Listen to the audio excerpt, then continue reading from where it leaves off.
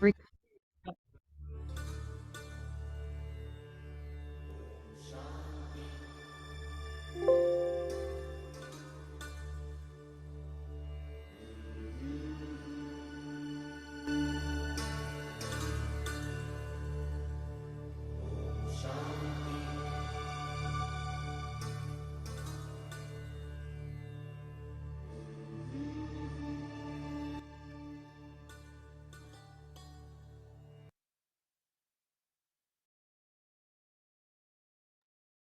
ओम शांति।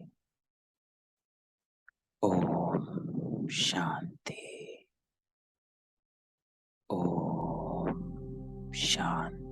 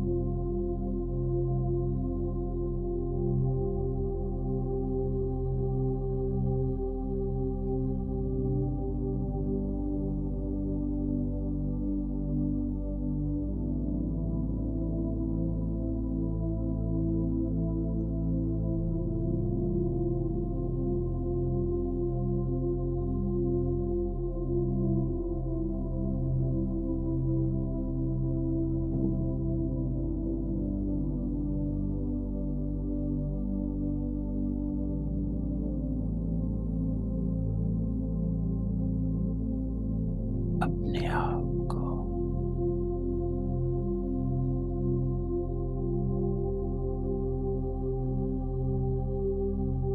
हर हद के संकल्पों से, बातों से दूर कर बेहद में जाना है।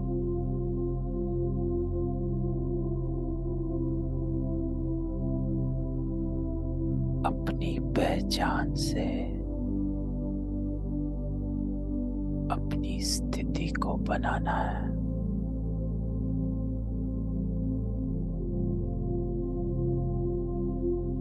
मैं आत्मा सत्य हूँ, दिव्य हूँ।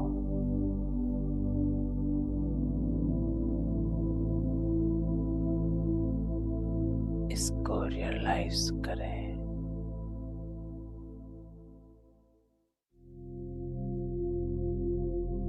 अपनी पवित्रता को रियलाइज।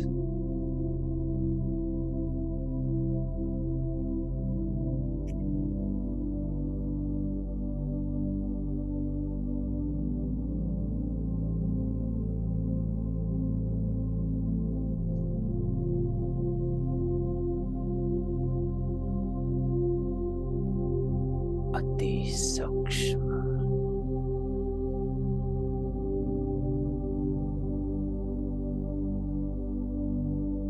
दिव्य ज्योति बिंदु अपने को देखें।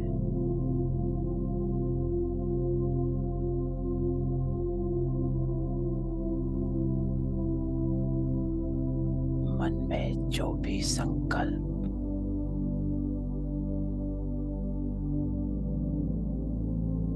उनको साक्षी हो देख।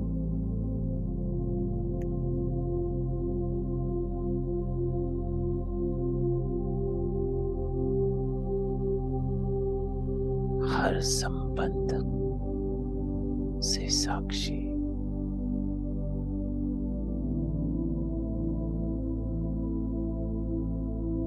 अनेक जन्मों के इस जन्म को साक्षी हो देख।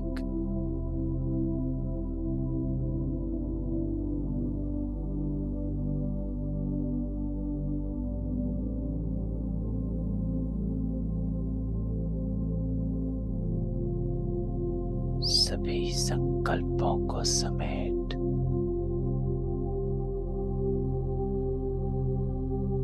मैं आत्मा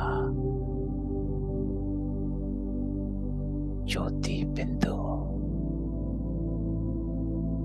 इस एक संकल्प में एकाग्र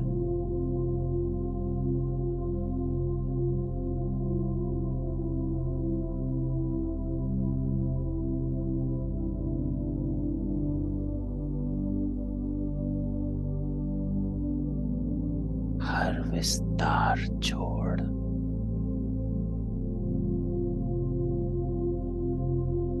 सार में स्थित हो जाना है।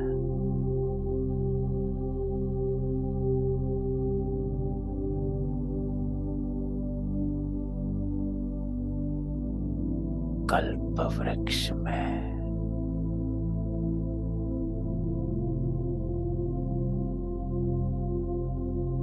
बीज रूप के साथ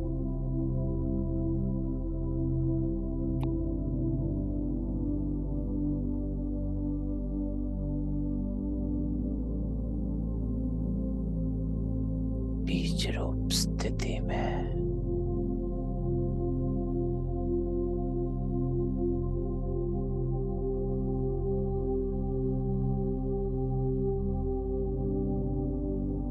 अपने आप को पूरे कल्प में देख।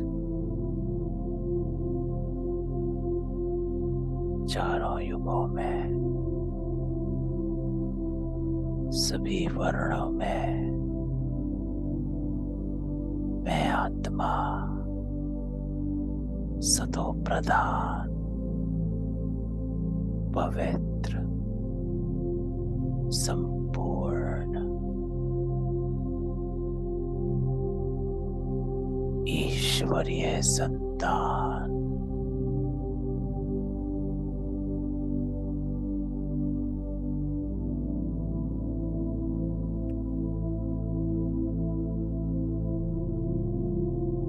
बाबा का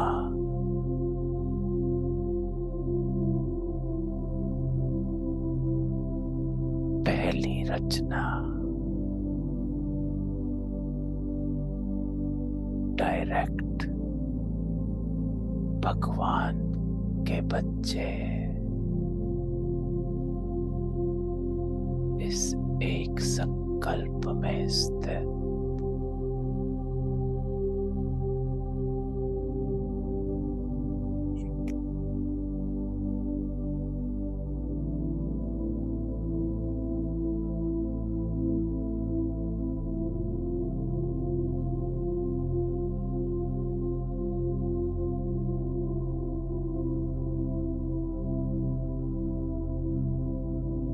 व्यक्त को छोड़ अव्यक्त हो जाना।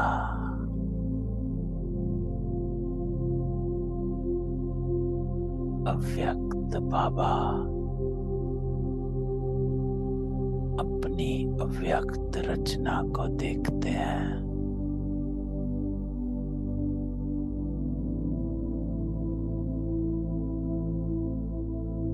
वो रूहानी बाबा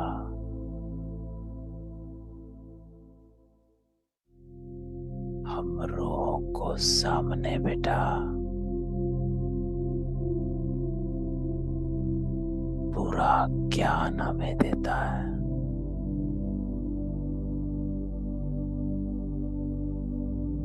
तो चले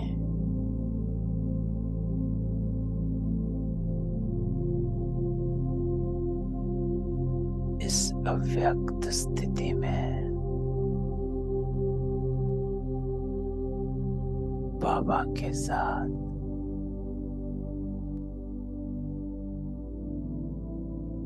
वो आज मुझे क्या कहता है।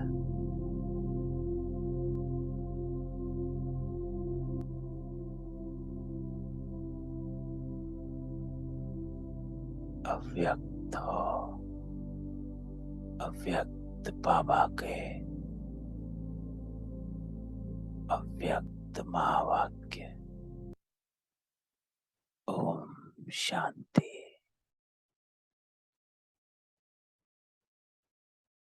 11 सितंबर 2022।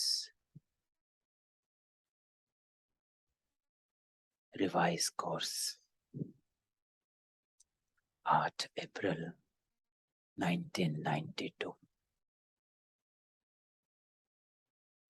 आज बाबा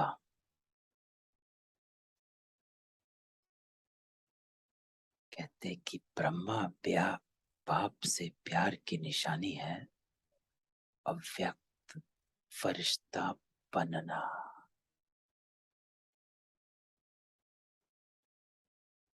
तो बाबा कहते हैं मुझसे प्यार है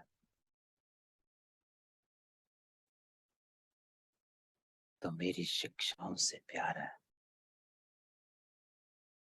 मेरी आज्ञाओं से प्यार है, मेरे फरमान से प्यार है।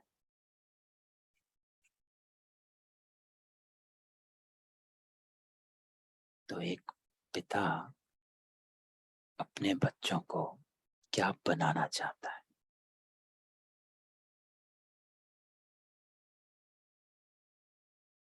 अव्यक्त फरिश्ता। तो आज की मुरली बाबा की इस मुरली में योग साथ में है कि बाबा आपको आपकी पहचान, आपका स्थान दिखा रहे हैं। तो आज की मुरली सुनना नहीं है, अपने आप को एक एक शब्द में देखते जाना है कि मैं हूं, मैं हूं, मैं हूं। रियलाइज करते जाना। इस मुरली में एक यात्रा है। आज मुरली कल्प वृक्ष की यात्रा है। तो इस कल्प वृक्ष में बस बाबा के साथ अपने आप को देखते रहना है और कोई संकल्प नहीं, और कोई इधर उधर कुछ नहीं। बस इसमें रमण हो जाना है।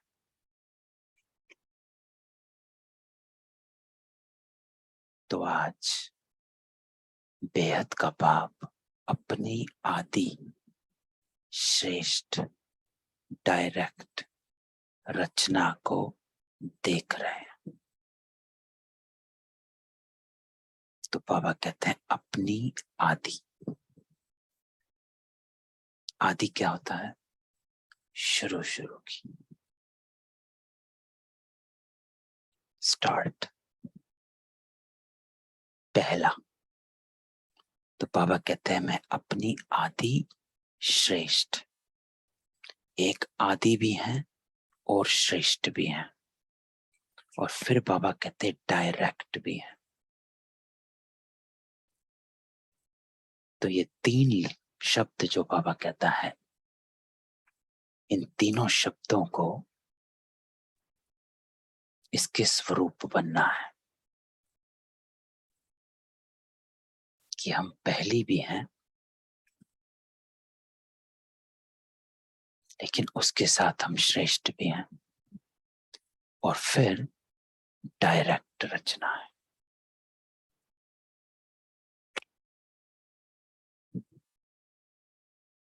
डायरेक्ट अर्थात बाबा के मुखवंशी, जिन्हें बाबा डायरेक्ट एड्रेस करता है, जिन्हें बाबा डायरेक्ट देखता है, जिसको भगवान याद करता है।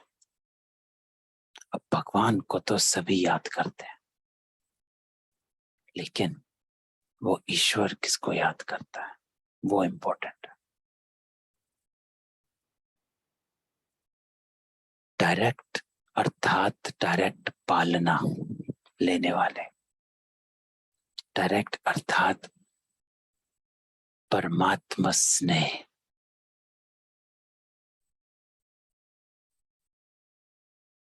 जिनसे बाबा डायरेक्ट बात करता है।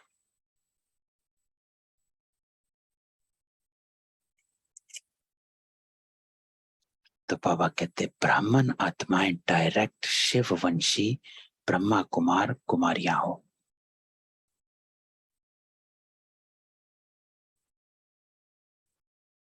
ब्राह्मण आत्माएं, तो जब डायरेक्ट बच्चे बने तो शरीर यहीं का यहीं छूट गया, आत्मा हो। तो अपने आप को इस रूप में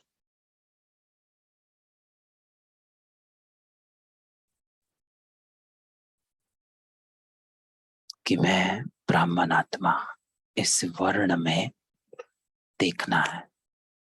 तो बाबा कहते ब्राह्मण आत्माएं आदि देव की आदि रचना हो, इसलिए कल्प वृक्ष में ब्राह्मण फाउंडेशन अर्थात जड़ में दिखाए गए हैं। तो बाबा कहते हैं ब्राह्मण आत्माएं आदि देव की आदि रचना हो। तो आज बाबा एक एक शब्द हमको हमारी पहचान से हमारा स्थान दिखा रहे। तो बाबा कहते हैं क्योंकि आप आदि देव की आदि रचना हो, इसलिए कल्प वृक्ष में ब्राह्मण फाउंडेशन अर्थात जड़ में दिखाए गए। तो अपने आप को कल्प वृक्ष की जड़ों में देखना है। तो बाबा कहते हैं अपना स्थान देखा है ना, तो वृक्ष में आप आदि रचना बीज के समीप जड़ में दिखाए गए हो, इसलिए डायरेक्ट रचना हो। बीज के समीप जड़ में दिखाए गए। एक पूरे वृक्ष को देखें, एक होती हैं टाल टालियां,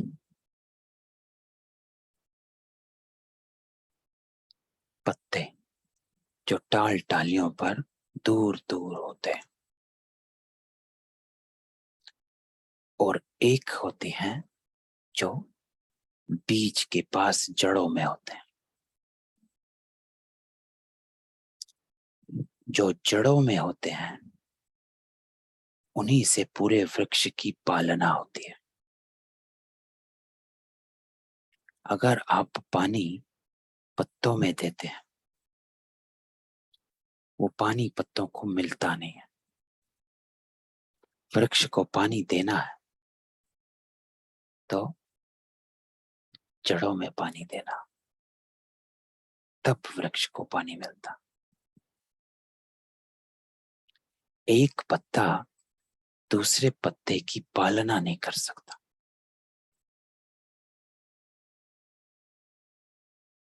एक पत्ता दूसरे पत्ते की पालना नहीं कर सकता, जड़। तो बाबा कहता है आप आदि रचना बीज के समीप जड़ में दिखाए गए हो, इसलिए फाउंडेशन हो, इसलिए डायरेक्ट रचना हो। क्यों? क्योंकि करीब में, समीप में हो, पास में हो। बाकी सभी आत्माएं दूर दूर है, टाल टालियों में है।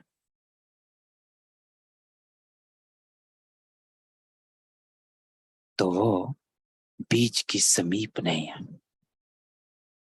इसलिए डायरेक्ट नहीं है। तो इस बात को समझना है कि पत्ते डायरेक्ट नहीं, पत्ते कहां से निकलते हैं? टाल टालियों से निकले। पत्तों का कनेक्शन टालियों से है,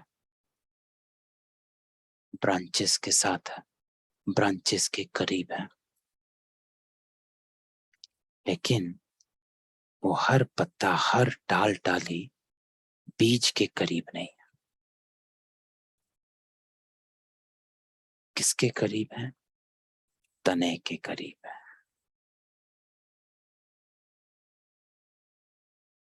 क्योंकि टाल टाली तने से निकली हुई है, तो टाल टालियां तने के करीब है, तो वो इनडायरेक्ट रचना हो गई जड़ की। इसको समझना आध्यात्मिक राज जो बाबा बताता है कि कैसे बाकी आत्माएं, अन्य धर्म की आत्माएं कैसे इनडायरेक्ट रचना है और आप कैसे डायरेक्ट रचना हो। क्योंकि हर टाल टाली तने से निकलती है, जड़ से नहीं निकलती। जड़ से सिर्फ तना निकलता है। तो टाल टालियों के करीब तना होता है और तने के करीब जड़ होती है। इसलिए आप डायरेक्ट रचना हो, क्योंकि आप फाउंडेशन भी हो, जड़ में दिखाए गए। ब्राह्मण जड़ में है, देवता तने में है। तो अभी जो आपका स्थान है वो जड़ों में दिखाया गया है ब्राह्मणों का। जब देवता बनोगे तो आप तना बन जाओगे। लेकिन अभी ये जो सेपलिंग लगाते हैं बाबा, इसमें हम ब्राह्मण फाउंडेशन बाबा के समीप बैठे हैं,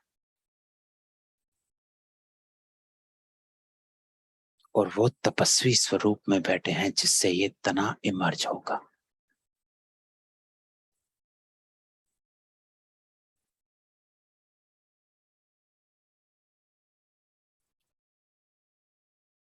सृष्टि के आदि में यज्ञ रचा गया जिससे देवता उत्पन्न हुए।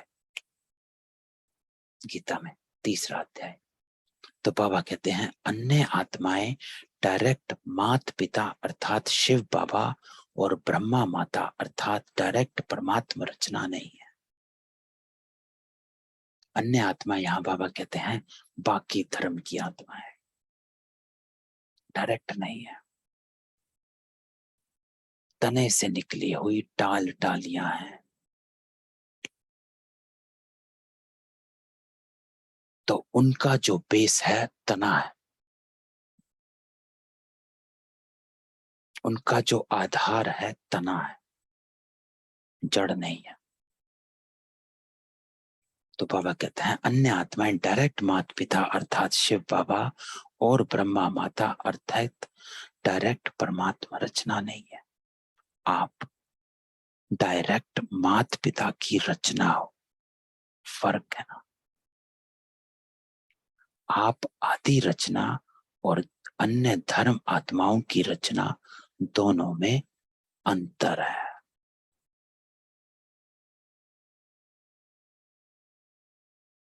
आप डायरेक्ट माता पिता की रचना हो। क्यों? क्योंकि हम को शिव बाबा ने ब्रह्मा मुख से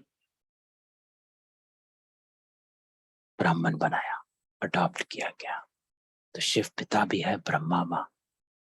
हम डायरेक्ट बाबा की रचना बने। फर्क है। तो आप देखेंगे कि सिर्फ भारत में ही मात पिता कहा जाता है। तो मात पिता हम बालक तेरे, त्वमेव माता च पिता त्वमेव। और सभी धर्मों में सिर्फ फादर। आप ये देखें, हर धर्म की स्थापना, चाहे वो बौद्ध धर्म है, चाहे वो इस्लाम है, चाहे वो क्रिश्चियन है, चाहे वो सिखिज्म है, सभी धर्म में सिर्फ पिता को कहा जाता है, अल्लाह, गॉड फादर। माता को नहीं कहा जाता।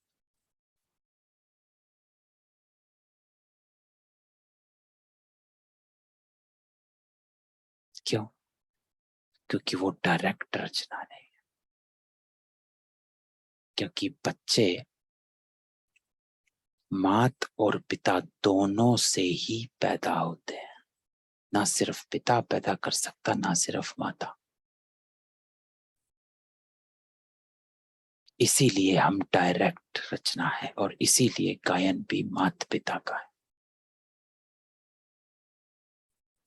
और बाकी जो धर्म है वहां सिर्फ पिता, गॉडफादर, अल्लाह, ये सब। तो वो इनडायरेक्ट रचना हो।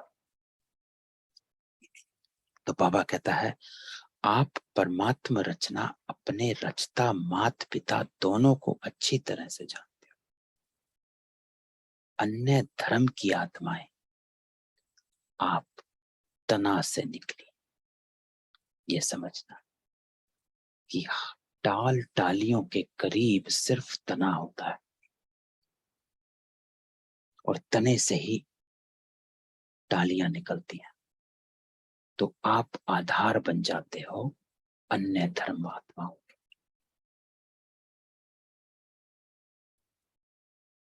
तो आप जड़ भी हो और तना भी हो। जड़ है जो बाबा के समीप है, अभी उस जड़ से ही तना निकलेगा। अर्थात आप ब्राह्मण सो देवता। इसलिए बाबा कहता है आप ही हो जो पांचों वर्णों में आते हो। जब तक ब्राह्मण नहीं बने, जब तक जड़ में नहीं आए, जब तक बाबा के समीप नहीं आए, आप उस फाउंडेशन में जब तक नहीं आए, तब तक आप तने में भी नहीं आ सकते। तो ऐसे अपने आप से बात करने कि मेरा स्थान कहाँ है, कहाँ मुझे रहना है, मैं कौन हूं। तो बाबा कहता है ब्राह्मण रूप में वृक्ष की जड़ में हो और देवता रूप में वृक्ष के तना हो, और सभी धर्म आप तना से निकलते हैं। इस एक लाइन में बाबा ने सब कुछ समझा दिया कि ब्राह्मण रूप में वृक्ष की जड़ में, देवता में वृक्ष की तना, और सभी धर्म आप तना से निकलते।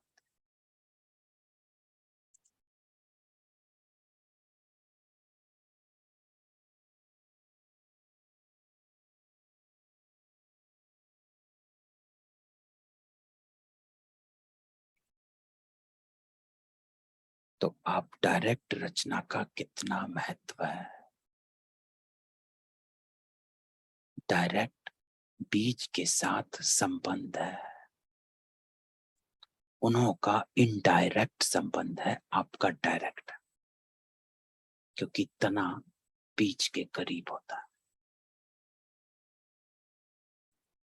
तो बीज भी आप है, बीज में भी आप और तने में भी आप, और बाकी सब आत्माएं तने के करीब है। तो बाबा कहता है आप सभी रूहानी नशे से कहेंगे। तो आज की बाबा की मुरली की एक एक लाइन को जीना है, अपने आप को वहीं देखना है जहां बाबा हमें दिखा रहा है।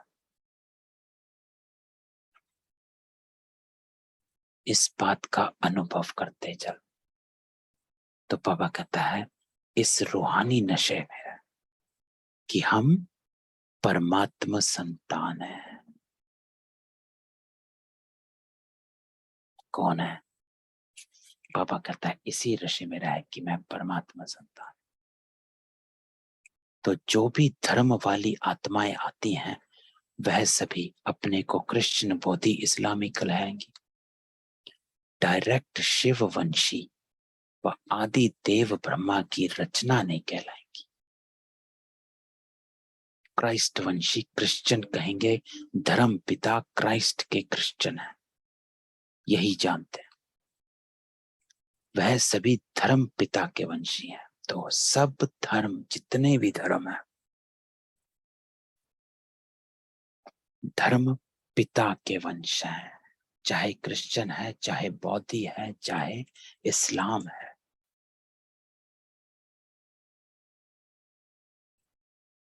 सब धर्म पिता हैं, कोई भी धर्म माताएं नहीं है। तो सब इनडायरेक्ट रचना है। और आप कहेंगे परमात्मा के,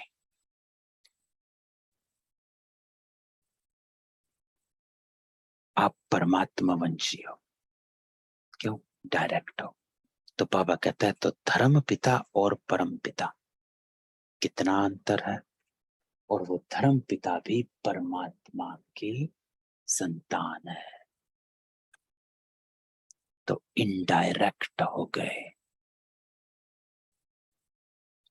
समझे कि आप उन अन्य धर्म की आत्माओं में और शिव बाबा के बीच में उनके धर्म पिता है।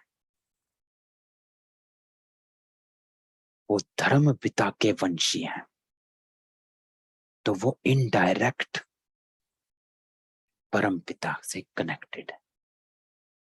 और आप डायरेक्ट परम पिता के वंशी हैं, तो आप डायरेक्ट पिता से कनेक्टेड है, क्योंकि आपका धर्म जो है वो स्वयं परमात्मा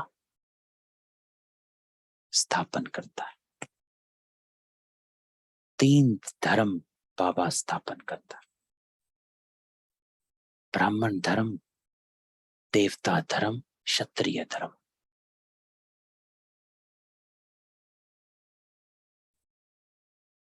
तो बाबा कहता है डबल विदेशी, क्या समझते हैं, परम पिता के हो या धर्म पिता के हो? परम पिता के अर्थात डायरेक्ट रचना होना। तो डायरेक्ट और इनडायरेक्ट में कितना अंतर है। नशे में भी अंतर है, तो प्राप्ति में भी अंतर है। ये लाइन जो बाबा कहता है कि नशे में भी अंतर है, तो प्राप्ति में भी अंतर है।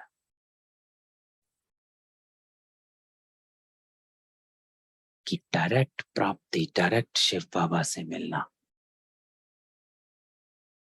उन शक्तियों को खींचना, बाबा से कनेक्शन रखना, इसमें और इस नशे में कि आप कौन हो, स्वयं ईश्वर की संतान। तो ये नशा भी और ये प्राप्तियां भी डिफरेंट है। और एक है कि हम धर्म पिता की संतान है, वो नशा और उसकी प्राप्ति, जमीन आसमान। तो बाबा कहता है इसलिए भक्ति मार्ग में भी इनडायरेक्ट अपने इष्ट द्वारा बाप को याद करते हैं। तो यहाँ बाबा कहता है भगत भी इनडायरेक्ट बाबा को याद करते हैं, डायरेक्ट नहीं करते, क्योंकि पहचान नहीं है, संतान नहीं समझते हैं अपने को। तो बाबा कहता है अगर कोई शिव भक्त भी हैं तो वो भी शिव शंकर एक मान करके याद करते हैं। देखो बाबा कैसे बाबा लॉजिक देता है कि भक्ति मार्ग में इनडायरेक्ट अपने इष्ट द्वारा बाबा को याद करते हैं। शिव भक्त भी हैं तो शिव शंकर एक मान करके याद करते हैं। और शंकर क्या है? वो शिव की रचना है। ब्रह्मा विष्णु शंकर शिव की रचना है। तो शिव, तो भक्त शंकर के थ्रू शिव को याद करता, तो वो भी इनडायरेक्ट भक्ति हो गई, डायरेक्ट नहीं। तो बाबा कहता है इनडायरेक्ट हो गया ना। जानते भी हैं कि राम का भी रामेश्वर है, लेकिन फिर भी याद राम को ही करेंगे। ये लाइन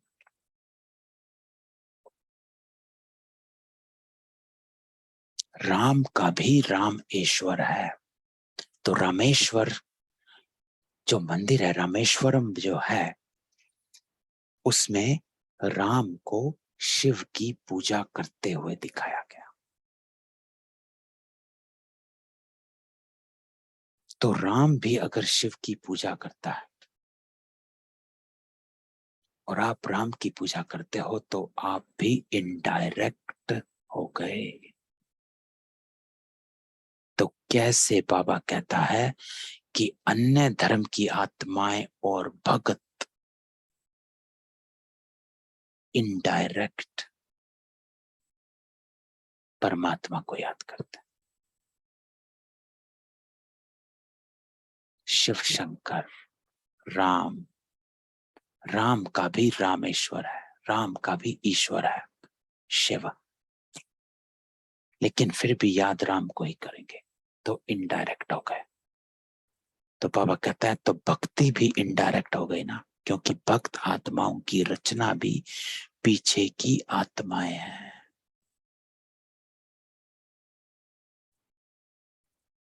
भगत आत्माओं की रचना भी पीछे की आत्माएं है ना। तो आदि सनातन देवी देवता धर्म के बाद जब द्वापर से भक्ति शुरू होती है ना, तो पहले पहले भक्ति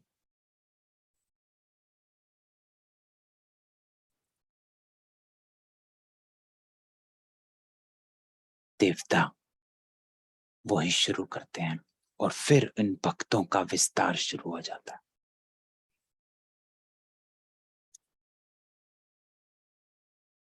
तो सभी हिंदू धर्म वाले आदि सनातन देवी देवता धर्म के, तो ऐसे विस्तार शुरू होता है। तो बाबा कहता है भक्त आत्माओं की रचना भी पीछे की आत्माएं हैं, तो आप डायरेक्ट परमात्मा वंशी आत्माएं हो, तो अपने आप को, अपने स्थान को देखो। द्वापर में भक्ति भी करते हो तो बिना पहचान के भी पहले शिव बाप की भक्ति करते हो। तो सबसे पहले भक्ति जिसकी शुरू हुई शिव की, सबसे पहला मंदिर, प्राचीन मंदिर कहा जाता है सोमनाथ।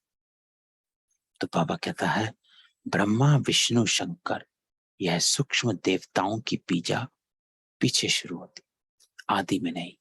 तो बाबा कहता है कि भक्ति की आदि में भी पहली पूजा शिव की होती है। सबसे पहले भक्ति शुरू हुई शिव की,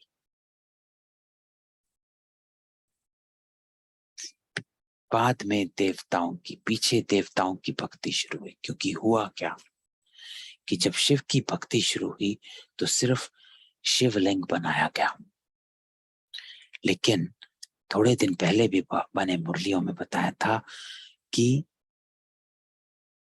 जो मनुष्य आत्माएं हैं उनको स्थूल चाहिए, चित्र चाहिए, अपने जैसी ही मूर्त चाहिए, ताकि वो आसानी से याद कर सके। स्थूल चाहिए, क्योंकि मनुष्य आत्माओं की बुद्धि स्थूल में अटकती रही, तो उन्होंने भक्ति में भी स्थूल उसी रूप को लाने के लिए अपने ही जैसी मूर्त को सामने रख डाला और फिर चित्र बनाने शुरू कर दिए। राम, लक्ष्मण, हनुमान, कृष्ण। तो ये चित्र सामने आने लग गए। तो अन्य आत्माएं रचना भी इनडायरेक्ट आत्माओं द्वारा है और भक्ति में भी इनडायरेक्ट भक्ति है। तो सभी आत्माएं निकली तो तने से ही है, इनडायरेक्ट आत्माओं द्वारा है।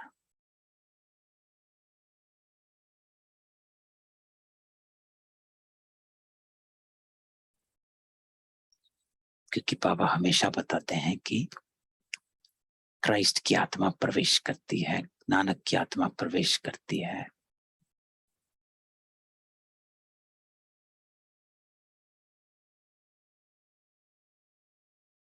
तो प्रवेश किसमें करती है, ये बात समझ।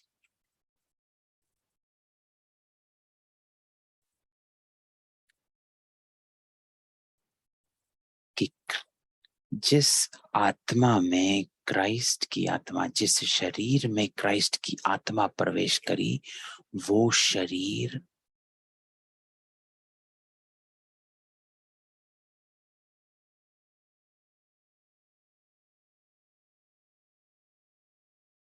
इसी आदि सनातन देवी देवता धर्म से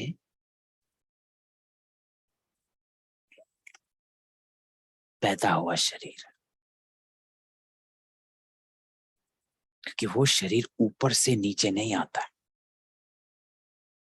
इसलिए बाबा कहता है ये इनडायरेक्ट आत्माओं द्वारा जो अन्य धर्म की रचना है, उनका आधार भी आप आत्माएं बनते हो। और फिर क्राइस्ट उस आत्मा में प्रवेश करता है और वहां से वो डाली निकलनी शुरू हो जाती है उस तने से। लेकिन पहले वो शरीर जो जिसमें क्राइस्ट प्रवेश किया, वो शरीर आदि सनातन देवी देवता धर्म की आत्मा का शरीर है। चाहे वो क्राइस्ट है, चाहे बुद्ध है, चाहे इस्लाम है। क्यों? क्योंकि तने से निकले हुए हैं। तो आज बाबा राज समझाते हैं। तो बाबा कहता है आप डायरेक्ट भक्त हो, इनडायरेक्ट नहीं, अर्थात शिव की पूजा ही आरंभ करते हो। तो बाबा कहता है तो प्राप्ति में भी देखो, आप डायरेक्ट आत्माओं द्वारा डायरेक्ट रचना को अनेक जन्मों के लिए वर्षा जीवन मुक्ति का मिलता है। तो बाबा कहता है कि तो प्राप्ति में भी देखो। अब बाबा प्राप्ति की बात करता है, तो ऊपर बाबा ने दो बातें कही थी कि दो चीजों में अंतर है।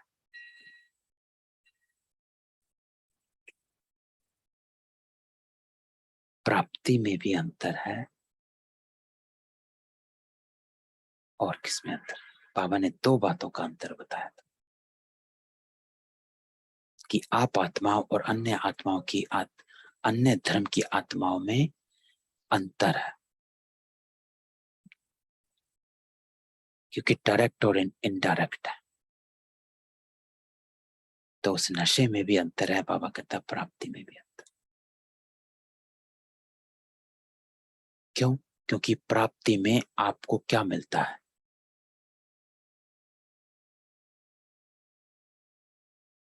जीवन मुक्ति का वर्षा मिलता है अनेक जन्मों के लिए। फिर बाबा आज एक और राज बताता है, वो सुनो।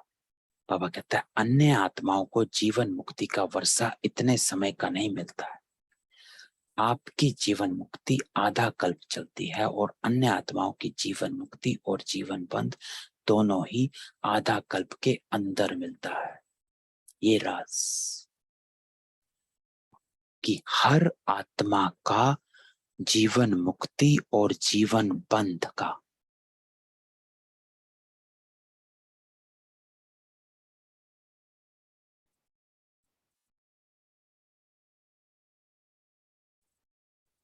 इक्वल पार्ट है। सभी आत्माएं को जीवन मुक्ति भी मिलती है और जीवन बंध में भी आते हैं।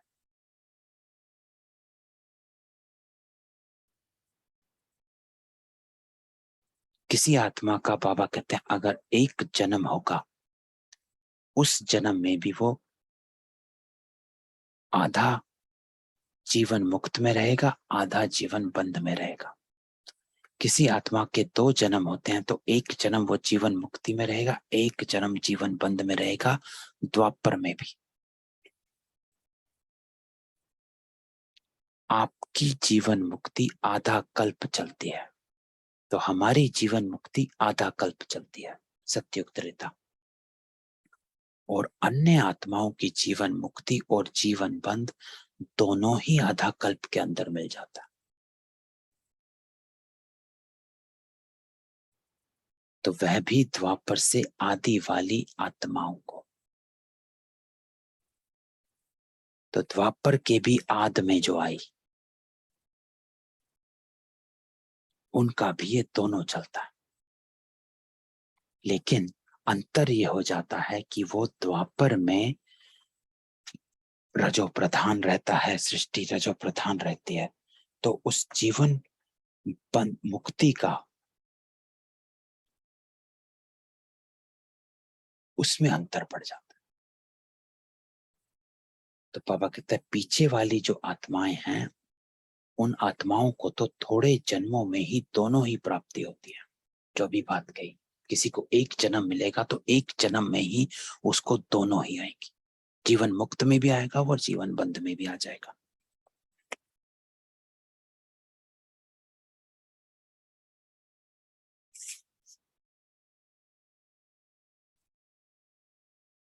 तो जीवन मुक्त में आना क्या होता है कि वो जिन बंधन, कोई भी बंधन उसको बंधन नहीं लगता। जैसे साधु सन्यासी, कोई लास्ट की आत्मा आती है, जैसे कई गुरु, अभी जितने भी, किसी को भी लगा लो, चाहे सतगुरु लगा लो, चाहे वो आर्ट ऑफ लिविंग वाले लगा लो, चाहे कोई भी, जितने भी अभी गुरु चल रहे हैं, तो ये सब बाबा करें, ये सब पीछे आने वाली आत्माएं हैं, इसलिए इनमें अट्रैक्शन है।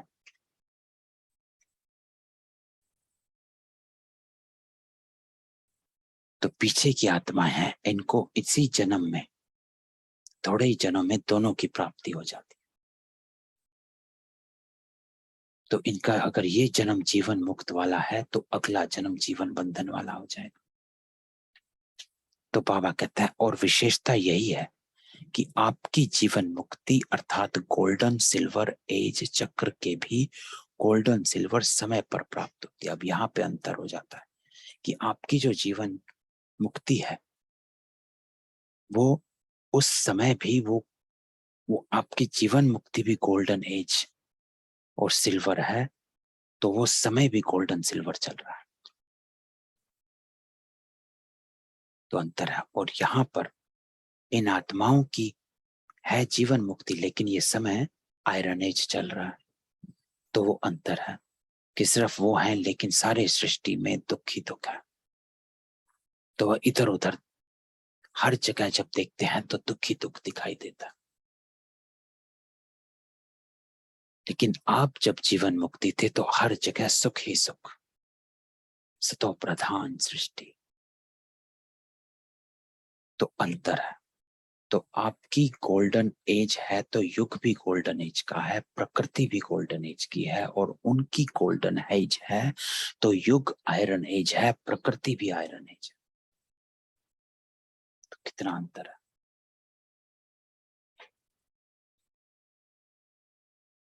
तो चक्र को अच्छी तरह से जानते हो ना। और अन्य आत्माओं की जब गोल्डन एज है तो युग कॉपर एज या आयरन एज है, और कॉपर एज में भी उन्हों की गोल्डन एज है और आपकी गोल्डन एज में गोल्डन एज है। ये सेंटेंस, क्योंकि बाबा क्या कहते हैं कि हर आत्मा जब आती है वो इन चारों एज से आती है, गोल्डन सिल्वर कॉपर आयरन, अर्थात हर आत्मा सतो रजो तमो तमो प्रधान। तो हर आत्मा को इन चारों स्टेज से गुजरना ही है, सतो प्रधान, सतो रजो और तमो। लेकिन जब वो सतो प्रधान आती है तो थोड़े समय के लिए,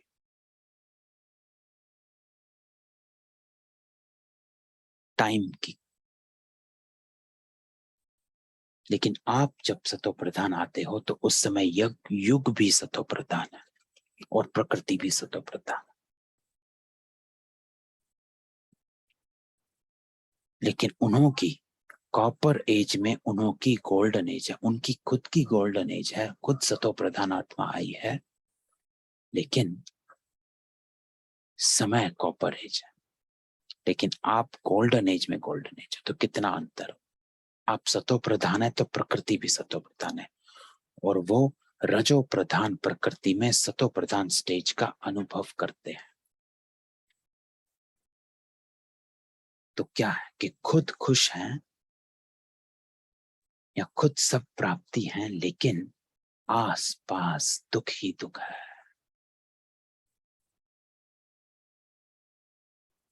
तो आप बुद्ध को देखें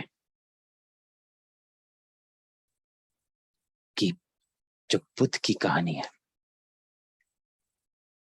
बुद्ध को उनके पिता ने बहुत राजा अपने राज्य के अंदर ही रखते थे। सिद्धार्थ नाम था उनका। तो उनको राज्य के अंदर ही उनको राज्य के बाहर जाने की आज्ञा नहीं थी कि जो सिद्धार्थ हैं ये सिर्फ राज्य के अंदर ही रहेंगे।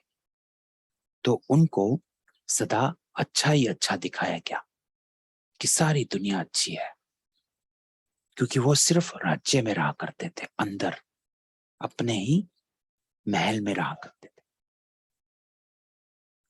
और सिद्धार्थ के आगे किसी भी दुख का कोई वर्णन की किसी को आज्ञा नहीं थी। उनको राज्य भाग्य में, राजकोष में लाया नहीं जाता था।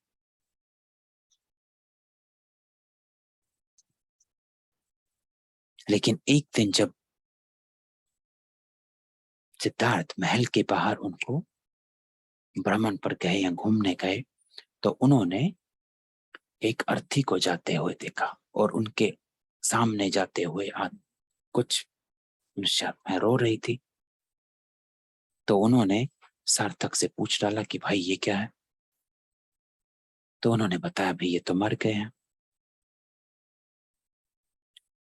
तो सिद्धार्थ को ज्ञान ही नहीं था ये मरना क्या होता। तो कहते वो क्या होता। तो उनको बताया गया कि भाई इंसान पैदा होता है, जवान होता है, फिर जब बूढ़ा हो जाता है उनके बाद वो शरीर त्याग कर चले जाते हैं, और बाकी आत्माएं जो उनसे कनेक्टेड होती हैं वो दुखी हो जाती हैं। वहां से टर्निंग पॉइंट शुरू हुआ। फिर बुद्ध जो है वो बाहर जाने लगे। फिर उन्होंने देखा कि संसार में तो दुख ही दुख है।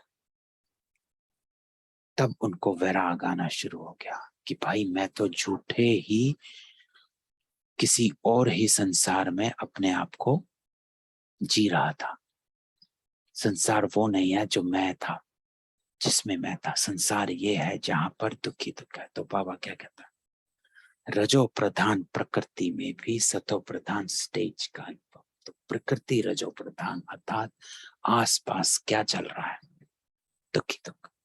तो डायरेक्ट और इनडायरेक्ट रचना का कितना अंतर है। इतना नशा है कि हम डायरेक्ट परमात्मा रचना है। सदा नशा रहता है या कभी कभी नशा चढ़ता है। तो बाबा कहते हैं आज जो मैं आपको बता रहा हूं, इस स्मृति को, इस नशे को अपने साथ रख कि आपकी प्रकृति और आपके नशे में अंतर होना चाहिए।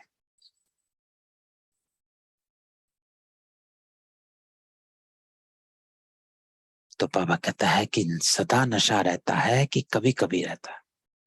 परसेंटेज में फर्क पड़ जाता है, कभी 100% रहता है तो कभी 50%। लेकिन रहना क्या चाहिए, सदा एक रस रहना चाहिए ना। तो ये अब हमें बाबा कहते अपने आप से पूछो कि जो मैंने आपको आपकी पहचान आज दी है, उस पहचान का नशा कितना रहता है, कितने परसेंट का रहता है। एक रस स्थिति का रहता है कि नहीं रहता है, या कई रसनाएं, हर जगह से रसनाएं लेते रहते हो। बाबा को भी याद किया, उसको भी याद किया, बुद्धि वहां भी अटकी हुई है और बाबा भी कहे जा रहे हैं। तो हर तरह से ये रस खींच रहे हो, लेकिन एक रस स्थिति होनी चाहिए कि बुद्धि एक ही तरफ एकाग्र रहे, बाकी रसों को ना खींचे। चाहे वो विकल्पों का रस है, चाहे व्यर्थ संकल्पों का रस है, वो भी रस होता है।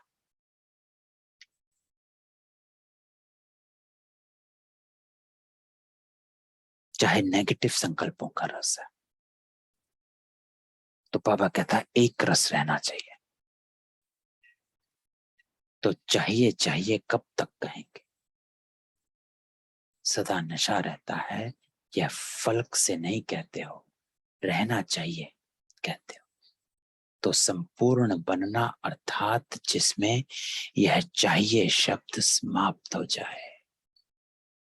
सभी के मुख से ये निकले कि सदा है,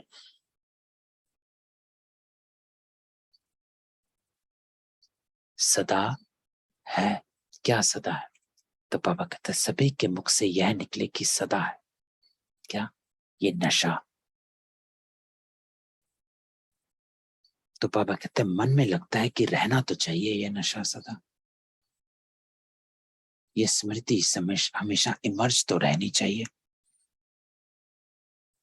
तो बाबा कहते रहना चाहिए कहते तो हो, लेकिन सदा है ये नहीं करता। उसके लिए कितने वर्ष चाहिए? तो बाबा भी कहता है कि बाप भी चाहिए पूछता है। तो बाबा कहते हैं मैं भी पूछ रहा हूं कि भैया कितना चाहिए, कि कितने वर्ष चाहिए, 10 चाहिए कि उससे भी ज्यादा या कम चाहिए? क्योंकि तपस्या वर्ष आरंभ किया, अब तो समाप्ति का समय आ गया। लेकिन जब आरंभ किया तो सबने क्या संकल्प किया था? संपन्न बन जाएंगे, यही सोचा था। तो वर्ष तो समाप्त हुआ, लेकिन आप संपन्न हो गए हो या होना है। तो तपस्या वर्ष 1991, जो इससे पहले अव्यक्त मुरलियां चली थी बाबा की, वो सब तपस्या वर्ष की थी। तो जो 91 का सीजन, वो सब तपस्या वर्ष का था। तो बाबा कहते हैं उस तपस्या वर्ष समाप्त हुआ है। आप संपन्न हुए या नहीं हुए, या और वर्ष चाहिए? औरों को चैलेंज करते हो कि सेकंड में जीवन मुक्ति का वर्षा लो, या कहते हो 25 वर्ष में लो, या 12 मास में कितने सेकंड कितने दिन हुए। तो सबको संपन्न बन जाना चाहिए या अभी और समय चाहिए? क्या रिजल्ट? कितने वर्ष चाहिए? बाबा कहता है ये बता दो, नहीं तो दूसरा वर्ष समाप्त होगा, फिर यही गीत गाएंगे कि अभी और समय चाहिए। तो बाबा कहते हैं ये चाहिए चाहिए का गीत कितने समय का है? गीत का भी 3 व 5 मिनट टाइम होता है ना। तो तपस्या वर्ष में दृढ़ संकल्प किया या संकल्प किया? ये लाइन बाबा की कि इस तपस्या वर्ष में आप आत्माओं ने संकल्प किया है या दृढ़ संकल्प किया है? अंतर है। दृढ़ संकल्प अर्थात धरत पड़िए धर्म ना छोड़िए, कि चाहे कुछ हो जाए मुझे सतो प्रधान बनना ही है, पवित्र बनना ही है, मुझे अपने संस्कार को चेंज करना है।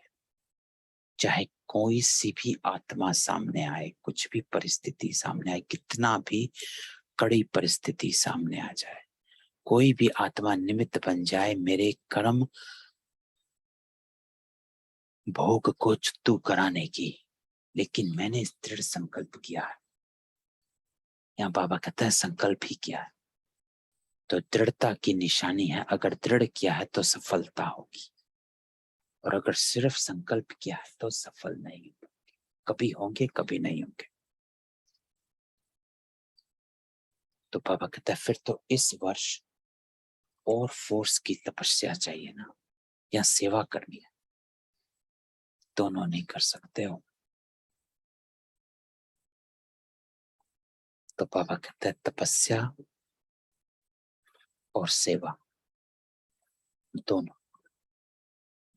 क्यों? क्योंकि बाबा कहते हैं आपका कर्म योगी टाइटल नहीं है, योगी है। तो बाबा कहता है आप कर्म योगी हो या योगी हो? तो कर्म योगी हो ना, इसलिए सेवा के साथ तपस्या। तो बाबा कहते हैं वैसे देखा जाए तो सेवा उसको ही कहा जाता है जिसमें सर्व और सर्व की सेवा समाई हुई हो। तो पहले आप स्वयं परिवर्तन से विश्व परिवर्तन। तो बाबा कहता है पहले स्व फिर सर्व। तो दोनों योगी भी हो तो बाबा कहता है कर्म योगी भी। दूसरे की सेवा करें और अपनी सेवा में अलबेले हो जाएं तो उसको वास्तव में यथार्थ सेवा नहीं कहेंगे। तो अब बाबा कहता है कि ये नहीं है कि दूसरों को ही बस सुनाने में, ये करने में, वो करने में वो हो गए और अपना योग भूलते गए। योग के टाइम ज्ञान सुनाने में लग गए, योग के टाइम पर ज्ञान चल रहा है नहीं। तो बाबा कहता है दूसरे की सेवा करे और अपनी सेवा में अलबेले हो जाए तो उसको यथार्थ सेवा नहीं कहेंगे। सेवा की परिभाषा ही है कि सेवा के मेवे मिलते हैं। सेवा अर्थात मेवा, फ्रूट, फल, प्रत्यक्ष फल। तो सेवा करो, मेवा खाओ। अगर स्व की तरफ अलबेले बन जाते हो तो वह सेवा मेहनत है, खर्चा है, थकावट है, लेकिन प्रत्यक्ष फल सफलता नहीं। तो बाबा कहता है अपना सबसे पहले स्व की उन्नति, फिर ही आप औरों की उन्नति कर सकते हो। नहीं तो जो वो ज्ञान होता है वो अधूरा ज्ञान होता है। उस ज्ञान में अनुभव नहीं होता। तो अनुभव की अथॉरिटी आप तभी बन सकते हो जब आप स्व,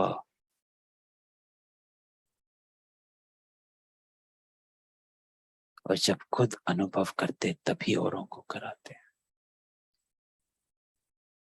और यथार्थ सेवा होती है अनुभव की सेवा। तो बाबा कहता है पहले स्व को सफलता, साथ में औरों की भी सफलता की अनुभूति हो। तो अपनी सफलता की अनुभूति अर्थात मेरा परिवर्तन साथ साथ स्व को हो और औरों को नहीं हो तो भी यथार्थ सेवा नहीं है। कि आपका ज्ञान सुन के औरों का परिवर्तन हो रहा है लेकिन आप वहीं के वहीं खड़े हो, वो भी बाबा कहता है यथार्थ सेवा नहीं है। और औरों को हो, स्व को नहीं हो तो यथार्थ सेवा नहीं है। दोनों बाबा कहता है कि खुद आपका परिवर्तन हो रहा है लेकिन आपके सेवा संबंध में जो आत्माएं हैं वो वैसे की वैसी हैं, वो यथार्थ सेवा नहीं है। और औरों का हो रहा है, आपका नहीं हो रहा, वो भी यथार्थ सेवा नहीं है। तो बैलेंस। तो बाबा कहता है तो सेवा में सेवा और योग दोनों ही साथ साथ क्यों नहीं रहता? उसका कारण क्या है? एक को देखते हो तो दूसरा ढीला होता है और दूसरे को देखते हो तो पहला ढीला होता है। इसका कारण क्या? देखो बाबा हमेशा कारण पर अटेंशन खिंचवाते हैं कि अपने आप को देखो पहले, जो हो रहा है और जो नहीं हो रहा है इसका कारण क्या है। और कारण को जान तभी निवारण होगा। तो पहले बाबा कहते हैं इसका कारण जानो। तो कारण है कि सेवा के प्लान तो बहुत अच्छे अच्छे बनाते हो लेकिन प्लेन बुद्धि वन प्लान नहीं बनाते हो। तो प्लेन बुद्धि बाबा कहता है स्वच्छ बुद्धि को, कि आपके जो सेवा के प्लान होते हैं उसमें भी मेरापन होता है कि मैं ये सेवा का प्लान कर रहा हूं, मुझे करनी है, मेरा मान, मेरा शान। तो बाबा कहते हैं क्यों नहीं पक्का होता है, क्योंकि जो आप सेवा के प्लान तो बनाते हैं लेकिन उसमें कहीं ना कहीं मेरापन है। तो बाबा कहता है प्लेन बुद्धि अर्थात सेवा करते और कोई भी बात बुद्धि को टच नहीं करे सिवाय निमित्त भाव और निर्माण भाव। तो निमित्त भाव बाबा क्या कहते हैं? निमित्त अर्थात जो 1969 की मुरली में हमने पढ़ा था 2 फरवरी की, कि निमित्त अर्थात निरअहंकारी और निरसंकल्प स्थिति।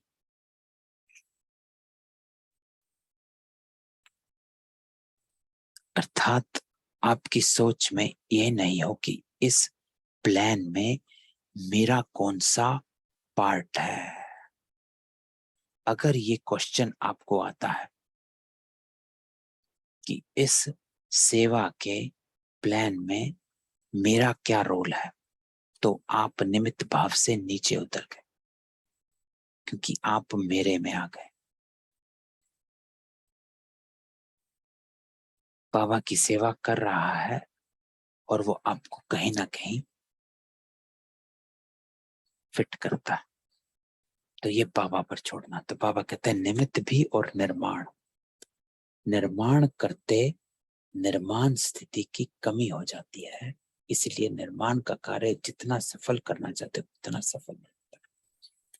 तो बाबा कहते हैं कि निर्माण करना है, अगर आपको कुछ बनाना है, निर्माण करना अर्थात कंस्ट्रक्शन करना, तो आपको अगर कुछ कंस्ट्रक्ट करना है तो पहले अपनी स्थिति निर्माण बनानी है।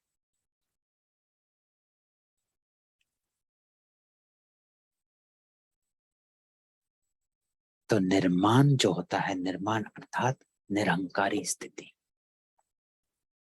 हम्बल, कि बाबा का ज्ञान बाबा ही करा रहा।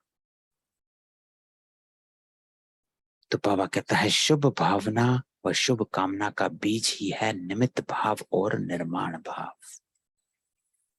तो निमित्त भाव निरसंकल्प स्थिति की मैं नहीं कर रहा, मेरा ज्ञान भी नहीं है। तो बाबा हमेशा ये कहता है आज से पहले तुझे ज्ञान का ग भी नहीं पता था। तुझे ज्ञान बताया किसने? सेवा का स भी नहीं पता था, तुम्हें यह भी नहीं पता था कि सेवा होती क्या है। किसने बताया? बाबा ने बताया। तो इसमें तेरा क्या है? कुछ भी नहीं। बाबा का दिया हुआ ज्ञान है, वो ही आगे दे रहे हो। तो निमित्त बन, क्योंकि जब निमित्त नहीं होता है तो वो शुभ भावना शुभ से हट जाती है, मेरापन आ जाता है। मैंने ज्ञान सुनाया, उसने समझा नहीं, सुन नहीं रहे हैं, देख नहीं रहे हैं, समझ नहीं रहे हैं, तो बाबा कहते हैं तेरा तो है ही नहीं, निमित्त है। दूसरा बाबा कहते हैं निर्माण भाव, अर्थात बीइंग हम्बल, निरंकारी।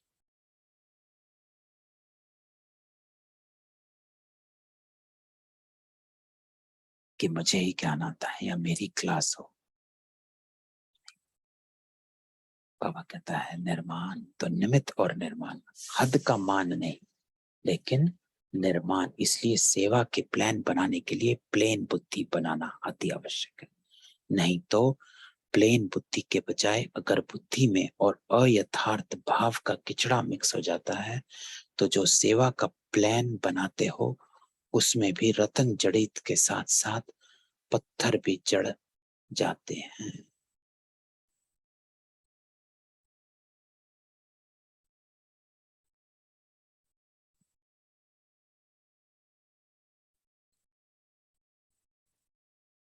बाबा कहता है अगर प्लेन के साथ साथ अपना भाव, अयथार्थ भाव का किचड़ा, अगर अपना भाव मिक्स हो जाता है, मेरा का भाव मिक्स हो जाता है, तो उसमें रतन के साथ साथ पत्थर भी जड़ जाते हैं। रतन और पत्थर मिक्स हो जाते हैं।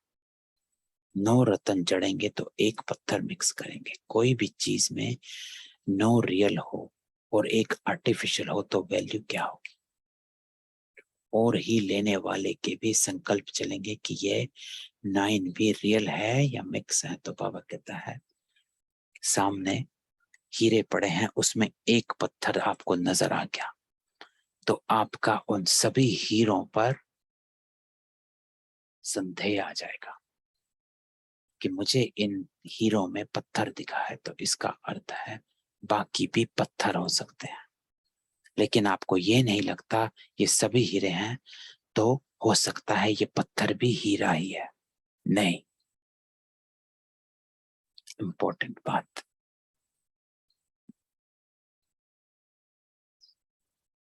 कि ये संकल्प चलता है कि ये 9 भी रियल है या मिक्स है। अर्थात आप जो ज्ञान दे रहे हो, इसमें ज्ञान तो दे रहे हो, लेकिन अगर उस आत्मा को इसके पीछे स्वार्थ नजर आ जाता है, वो ज्ञान को धारण नहीं कर पाती है। कि अगर मैं ज्ञान सुना रहा हूं, एग्जाम्पल, इसलिए कि ये ज्ञान सुनकर ये मुझसे आगे से ठीक से बात करें, ये स्वार्थ हो गया।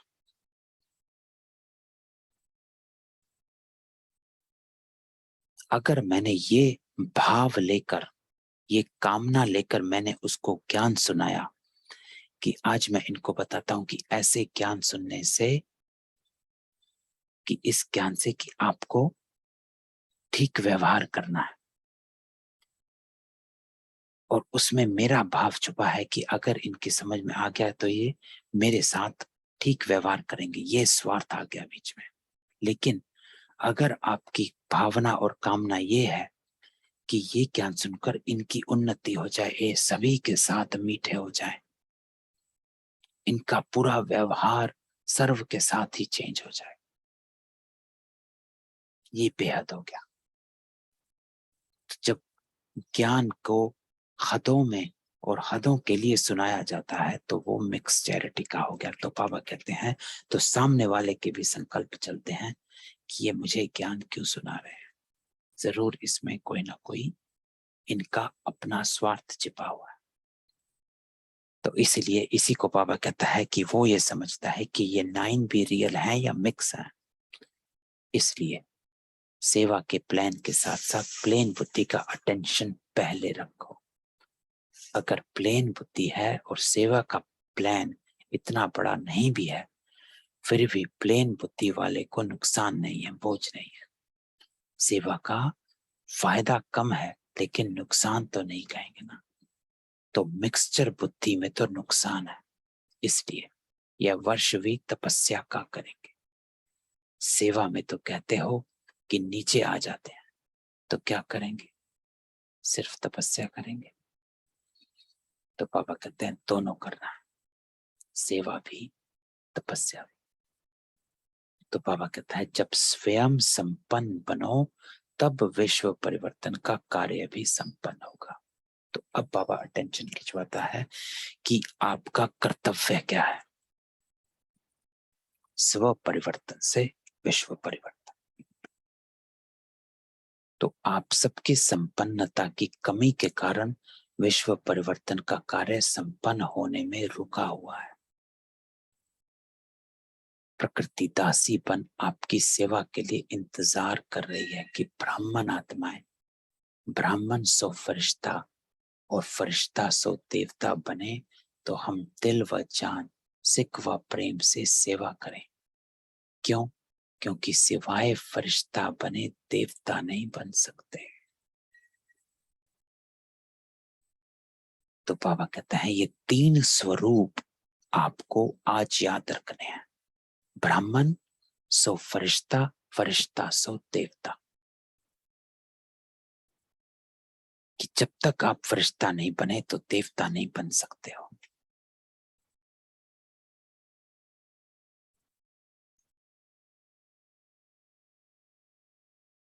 और फरिश्ता क्या होता?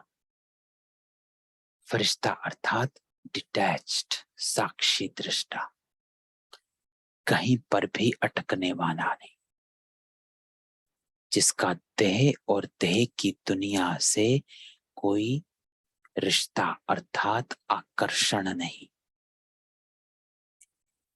यहां रिश्ता बाबा आकर्षण को कहता है कि कहीं भी अटकते नहीं हो। फरिश्तों के पांव जमीन से ऊपर रहते हैं, फरिश्ते जमीन पर पांव नहीं रखते हैं।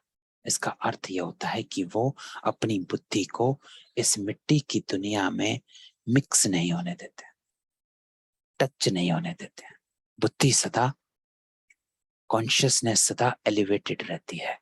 फरिश्ता अर्थात एलिवेटेड कॉन्शियसनेस।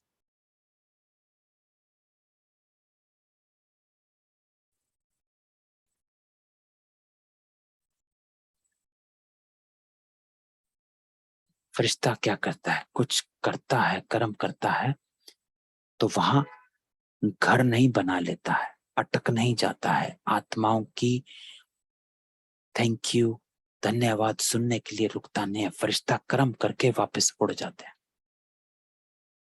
ऐसे ही बाबा कहता है आप कर्म करो, जो बाबा की ड्रिल है, निराकारी सो फरिश्ता।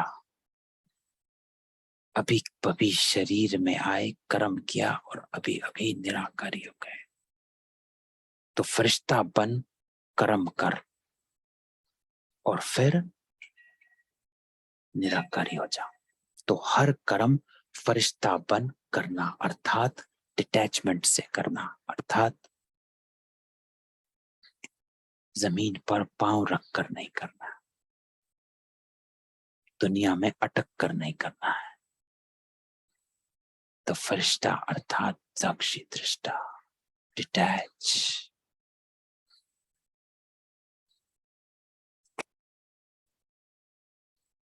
तो ब्राह्मण से फरिश्ता बनना ही पड़े।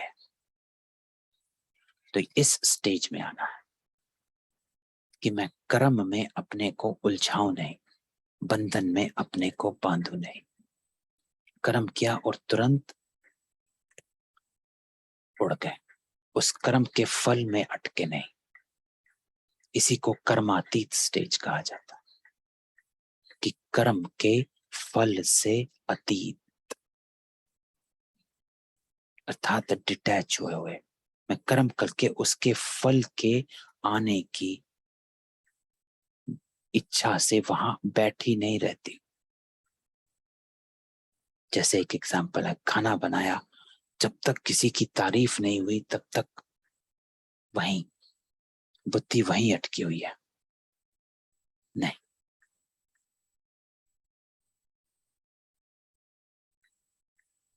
बाबा की याद में खाना बनाया और अपने को डिटैच करो, अच्छा होगा।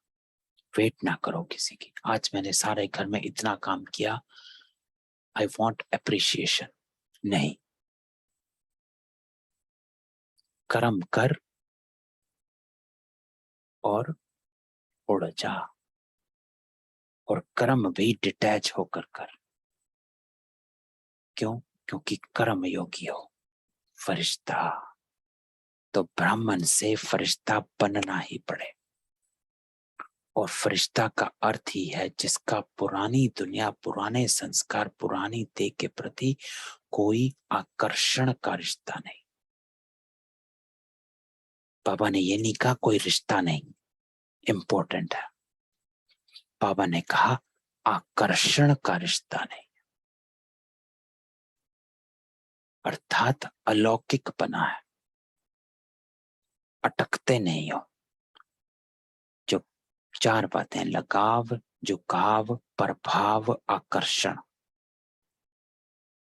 कहीं पर भी अपने को अटकने नहीं देते फरिश्ता। तो तीनों में पास चाहिए, ना पुरानी दुनिया का आकर्षण हो, ना ही पुराने संस्कार का आकर्षण हो, अर्थात जो हमारे नेचुरल हो गए हैं, तुरंत झट से जवाब दे देना, रिएक्टिव हो जाना, अपने आप को क्लैरिफाई करना, अपने आप को क्लियर रखना कि मुझे अपने को क्लियर रखना है, पुराना संस्कार, जिससे कई विकर्म होते हैं। तो बाबा कहता है इसके प्रति कोई आकर्षण का रिश्ता नहीं। तो इसमें तीन बातें बाबा कहते हैं, पुरानी दुनिया, पुराने संस्कार और पुरानी देह, तीनों से मुक्त। वैसे भी ड्रामा में पहले मुक्ति का वर्षा है, फिर जीवन मुक्ति का। तो पहले मुक्त होना है, उसके बाद ही जीवन मुक्त होंगे। इंपॉर्टेंट लाइन कि जब तक मैं अपने को इन चीजों से मुक्त नहीं करूंगा तब तक मैं जीवन मुक्ति को प्राप्त नहीं कर पाऊंगा। तो पहले मुक्त होना है, फिर जीवन मुक्त होंगे, अर्थात आकर्षण के प्रभाव से मुक्त हो जाना। तो बाबा कहता है वाया मुक्ति धाम के आप जीवन मुक्ति में नहीं जा सकते, तो फरिश्ता अर्थात मुक्त, मुक्त अर्थात सब आकर्षण से परे, और मुक्त फरिश्ता सो जीवन मुक्त देवता बनेगा। तो कितने % फरिश्ता बने हो? तो आज बाबा बताता है फरिश्ता का अर्थ क्या है।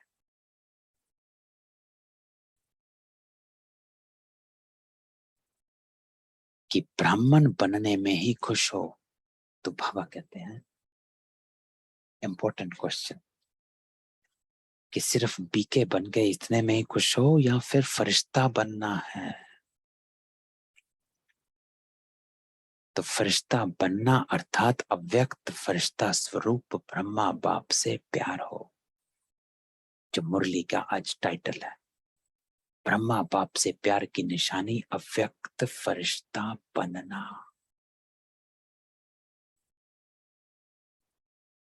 तो जिसका फरिश्ता स्थिति से प्यार नहीं, तो ब्रह्मा बाप नहीं मानता है कि मेरे से प्यार है।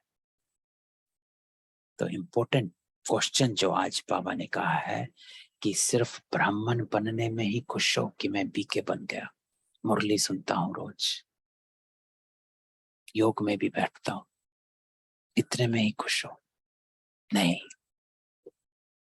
चेक करो कि फरिश्ता बनना है।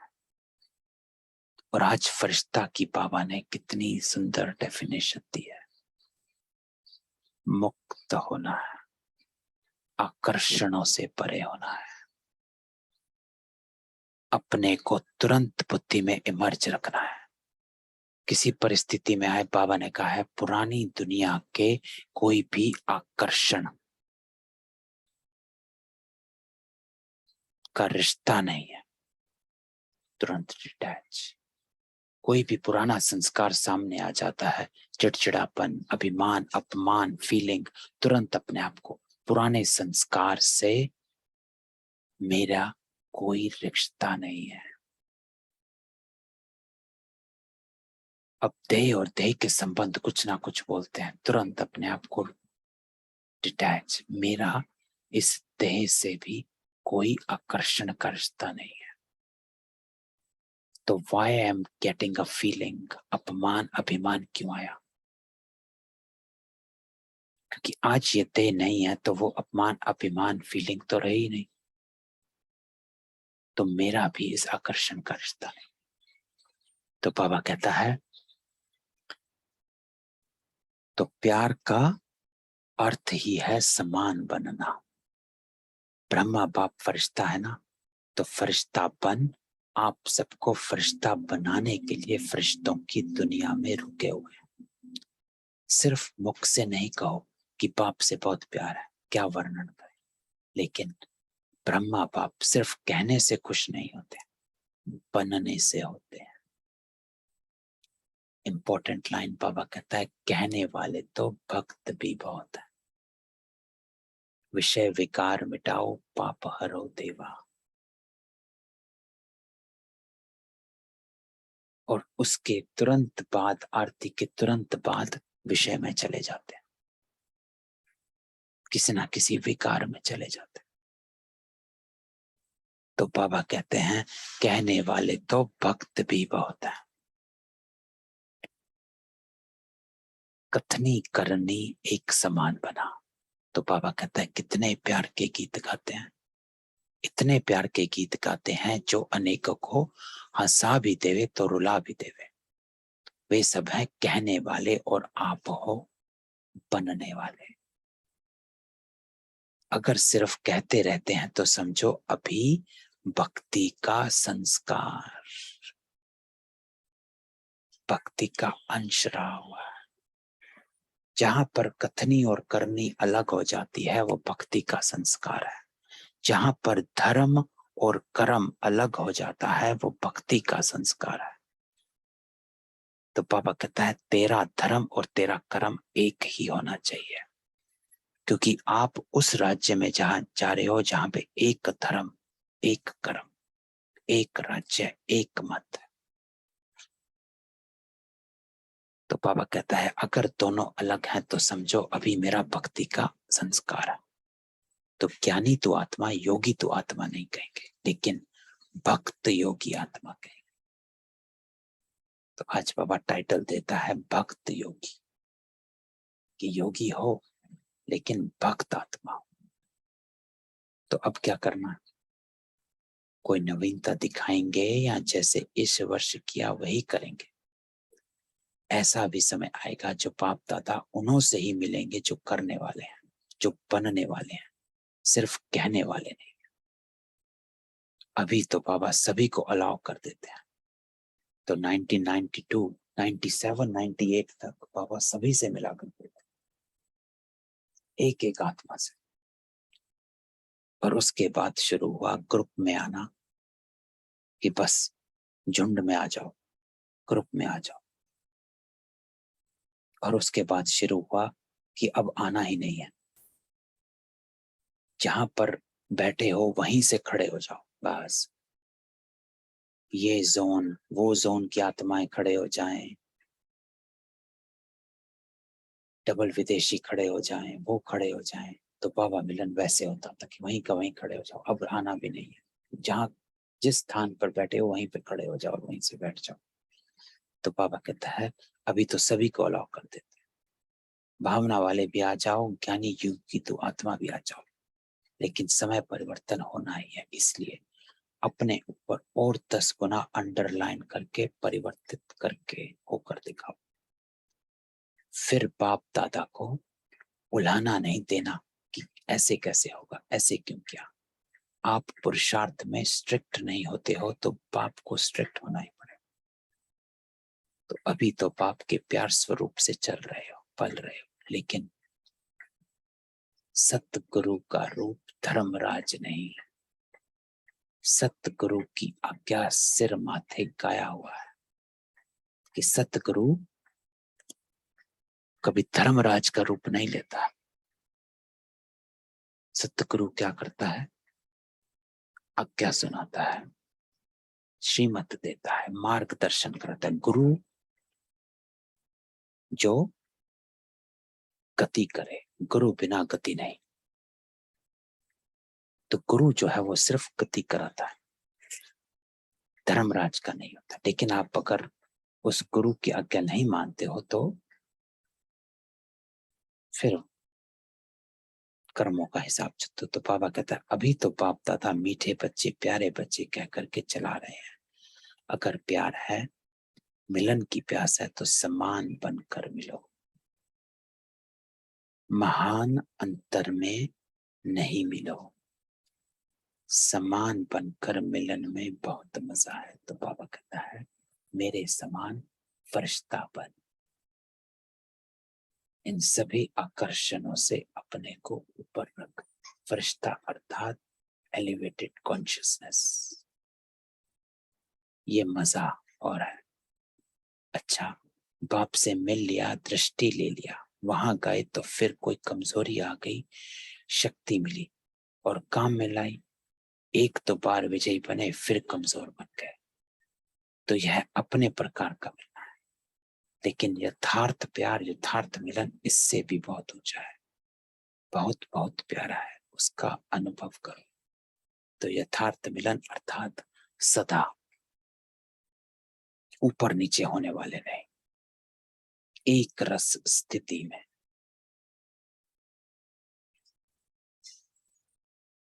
तो बाबा कहता है सतगुरु की कोई ने आज्ञा नहीं मानी तो सतगुरु है ना। बाप के आगे तो बच्चों के नाज लाड़ कोड़ चलते हैं। अगर बाबा से सच्चा प्यार है तो इस वर्ष में फरिश्ता समान बनकर दिखाओ। तो आज बाबा अंडरलाइन कराता है और फरिश्ता की बाबा डेफिनेशन भी देता है कि क्या करना है, और युक्ति भी देता है कैसे करना है। तो बाबा कहता है अभी इतने सब मिलने के लिए आए हैं, बहुत अच्छा है, लेकिन और अच्छे से अच्छा करना, प्यार करना और प्यार निभाना, इसमें अंतर है। प्यार करना और प्यार निभाना, इसमें अंतर है। निभाना क्या होता है? निभाना अर्थ होता है जो जिससे प्यार करते हैं, जो उसको अच्छा लगता है वो करना। धरत पड़िए धर्म ना छोड़िए, उसको कहते हैं निभाई। चाहे कुछ हो गया लेकिन प्रीत की रीत निभाई। प्यार करना अलग चीज है, निभाना अलग चीज है। तो बाबा कहता है करने वाले सभी हो, तो अगर प्यार नहीं होता तो इतने सब क्यों आते। तो बाबा हमेशा ये कहता है कि स्नेह में आते हो। तो बाबा बाबा तो सभी करते हैं, ये स्नेह तो सब में है, लेकिन निभाई किसने, नंबर 1। तो बाबा कहता है लेकिन करना और निभाना इसमें अंतर हो जाता है। करने वाले अनेक होते हैं और निभाने वाले कितने होते हैं, है ना। तो आप स्थूल में भी हमें पता है, लौकिक में भी, कि समय पर कौन काम आता है। बातें सभी मीठी करते हैं, चाहे रिश्ते हैं, चाहे संबंध हैं, संपर्क वाले हैं, बातें सभी करते हैं, लेकिन टाइम पर कौन खड़ा होता है, टाइम पर कौन आता है, कौन मदद करता है। तो बाबा कहते हैं प्यार करने वाले अनेक, निभाने वाले कितने होते हैं। तो आप निभाने वाले हो तो क्वेश्चन पूछो, आप निभाने वाले की लाइन में आते हो कि प्यार करने वालों की लाइन में आते हो। निभाने वाले फिर चाहिए चाहिए नहीं कहेंगे, प्रैक्टिकल है, सिर्फ मुख से नहीं। सुनाया ना कि तपस्या के चार्ट में अपने आप को मार्क्स सर्टिफिकेट देने वाले बहुत हैं, लेकिन सर्व के संतुष्टता का सर्टिफिकेट कोई कोई को प्राप्त होता है। चार्ट रखने वाले भी बहुत निकले, अपने को अच्छा सर्टिफिकेट देने वाले भी बहुत निकले, बहुत लेकिन नहीं है, लेकिन कुछ है। सेकंड नंबर वाले बहुत हैं, लेकिन सबके मुख से यह निकले कि हाँ यह नंबर 1 है। तो बाबा कहते हैं सर्व का सर्टिफिकेट। तो बाबा कहते हैं सबके दिल से यह दुआओं का सर्टिफिकेट मिले, इसको कहेंगे नंबर 1। कई बच्चे कहते हैं हम तो ठीक है, लेकिन कोई कोई आत्मा का कोई कड़ा हिसाब है हमारे से, जो कितना भी उसको संतुष्ट करते लेकिन वह संतुष्ट नहीं होता। तो बाबा ने पहले भी कहा था कि अगर ऐसा कोई कड़ा हिसाब किताब है भी तो भी कम से कम 95% सर्टिफिकेट मिलने चाहिए, है ना। ये मुरली बाबा ने जनवरी में कहीं चलाई थी, अव्यक्त मुरली, जिसमें बाबा ने कहा था कि कुछ आत्माएं अपने ही संस्कारों के कारण संतुष्ट कभी हो नहीं पाती हैं, तो उनके लिए बाबा भी मार्जिन देता है। तो बाबा कहता है लेकिन कम से कम 95% सबको मिलना चाहिए। 5% का कड़ा हिसाब किताब है, वह माफ, लेकिन 95% दिल से दुआएं दे। कई ऐसे कहते हैं कि सबसे संतुष्ट कौन, ऐसा तो कोई भी दिखाई नहीं देता। बड़ों के लिए भी सोचते हैं कि इनसे ही नाराज है तो हमसे हुए तो क्या बड़ी बात है, लेकिन उन्हों से 95% दिल से राजी हैं। तो बड़ों की बात दूसरी, बड़ों को जज बनना पड़ता, तो 2 में से 1 की बात हाँ करेंगे, वह कहेंगे बहुत अच्छे, और जिसको ना करेंगे वह कहेंगे ये भी अच्छे नहीं है, है ना।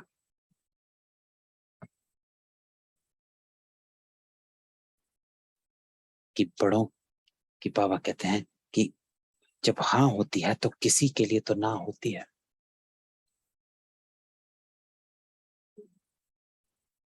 जब आप कोई चीज को हाँ करते हो तो किसी चीज को तो ना करते हो ना, तभी तो हाँ हुई है। तो बाबा कहते हैं तो किसी के लिए तो ना होगी, तो वो कहेंगे वो अच्छे नहीं। तो जज एक को हाँ करेंगे या दोनों को हाँ करेंगे, है ना, तो वे बातें अलग बात है। लेकिन बाबा कहता है दिल की तपस्या, दिल का प्यार, निमित्त भाव, शुभ भाव, वो सर्टिफिकेट सामने देखो कि आपकी भाव भावना कैसी। ये नहीं कॉपी करो कि बड़ों से भी संतुष्ट नहीं है, हम तो पास हो जाएंगे। ऐसे नहीं सोचो। 95% अगर संतुष्ट हैं तो नंबर मिल जाएगा, समझा? अच्छा, तो पापा क्या कहता है, 95% अगर संतुष्ट हैं तो नंबर मिल जाएगा, समझा? तो चारों ओर के आदि पिता के आदि रचना, डायरेक्ट रचना, श्रेष्ठ आत्माएं, सर्व जीवन मुक्त का वर्षा, अनेक जन्म प्राप्त करने वाली आत्माएं, सर्व ब्राह्मण सो फरिश्ता, फरिश्ता सो देव आत्मा बनने वाली अधिकारी आत्माएं। ये 2 लाइनों में बाबा ने पूरी मुरली का सार दे दिया। आदि पिता के आदि रचना, डायरेक्ट रचना, श्रेष्ठ आत्माएं, जीवन मुक्त का वर्षा, अनेक जन्म, बाकी आत्माएं थोड़े जन्म के लिए, आप अनेक जन्म के लिए। और उसके बाद बाबा हमें कहता है कि बाबा से प्यार है तो फरिश्ता बन, तो सर्व ब्राह्मण सो फरिश्ता, फरिश्ता सो देव आत्मा बनने वाली अधिकारी आत्मा। तो अधिकारी आत्मा है सदा प्लेन बुद्धिपन सेवा के प्लान में सफलता प्राप्त करने वाली आत्मा, बाप से सच्चा प्यार निभाने वाली आत्मा, सर्व समीप आत्माओं को बाप दादा का याद प्यार और नमस्ते। रूहानी बाप की रूहानी बच्चों को नमस्ते। तो हम रूहानी बच्चों की भी रूहानी बाप दादा को याद प्यार नमस्ते और गुड मॉर्निंग। वरदान, तो बाबा कहता है कंट्रोलिंग पावर द्वारा तूफान को भी तोहफा बनाने वाले यथार्थ योगी बाबा। तो बाबा आज हम सबको वरदान देते हैं यथार्थ योगी भव, अर्थात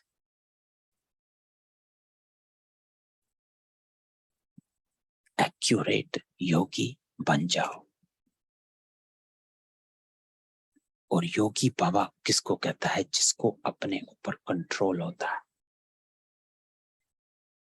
कंट्रोलिंग पावर, जितनी कंट्रोलिंग पावर उतना रूलिंग पावर।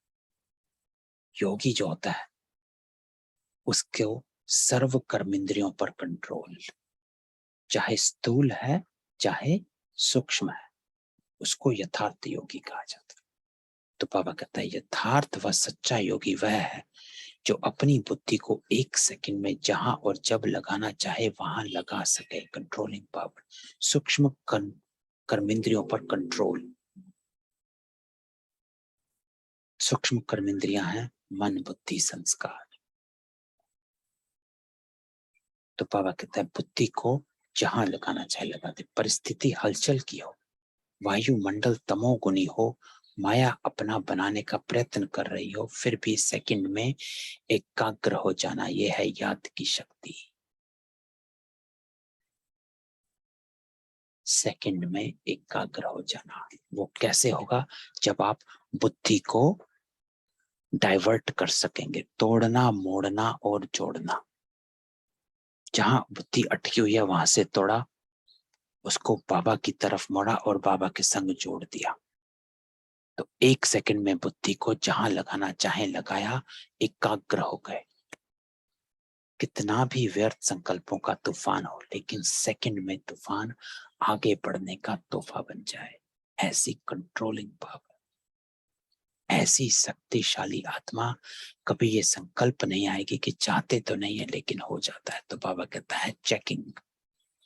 अगर आप आज भी आपका उत्तर यही है कि बाबा चाहते तो नहीं थे लेकिन बोल दिया, हो गया, पुराना संस्कार फिर से इमर्ज हो गया, तो बाबा कहते हैं तो चेक कर कि तेरे कंट्रोलिंग पावर की कमी है।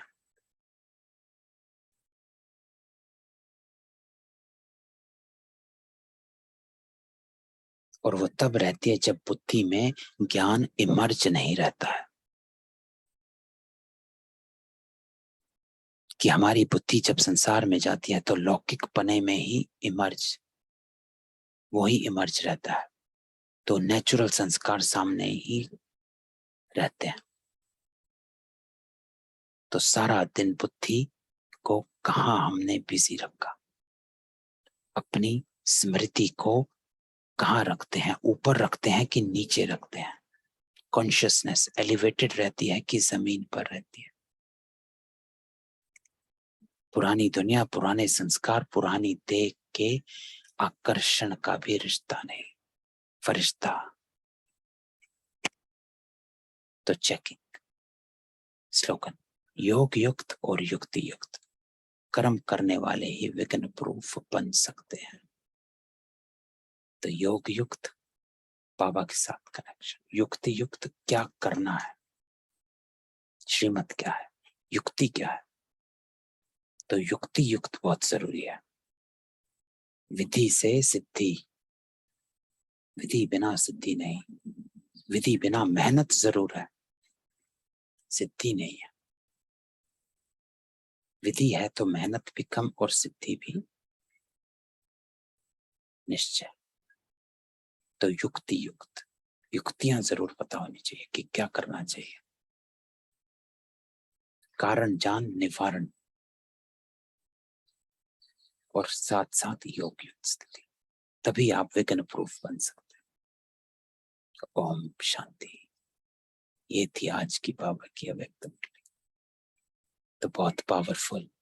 आज बाबा ने सबसे पहले हमें हमारी पहचान दिलाई कि पूरे कल्प वृक्ष में आप हो कहां पर और क्यों हो,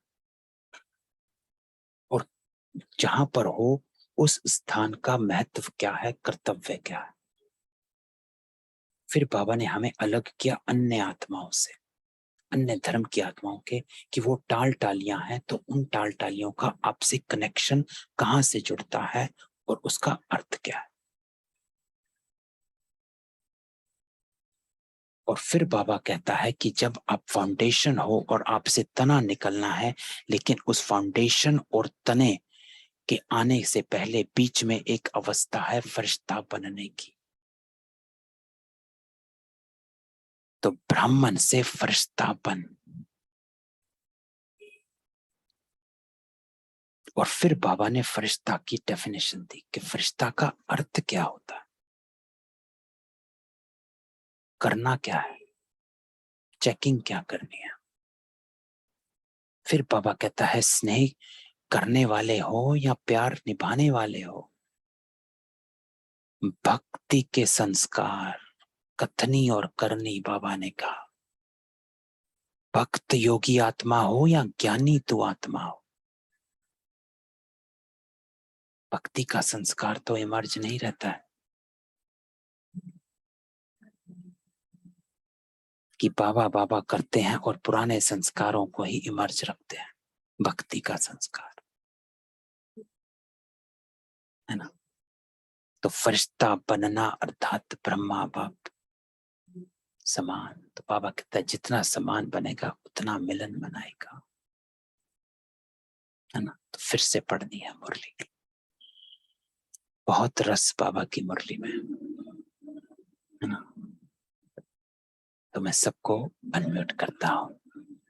ओम शांति।